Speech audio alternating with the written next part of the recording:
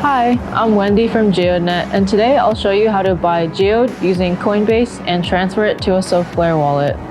First, you'll need to have these two requirements below. 1. You have Solflare plugin installed in your Chrome plugin or Solflare app installed. 2. You have signed up for an account with Coinbase.com and set up with your payment account. Open Solflare Wallet, then click on the Buy button. Type the amount you want to buy. In this case, we're spending 10 USD for SOL. Click on the drop-down menu to select proper on-ramp service provider. Select Coinbase Pay and click the Buy SOL button. It will direct you to Coinbase login page. Log in to your Coinbase account.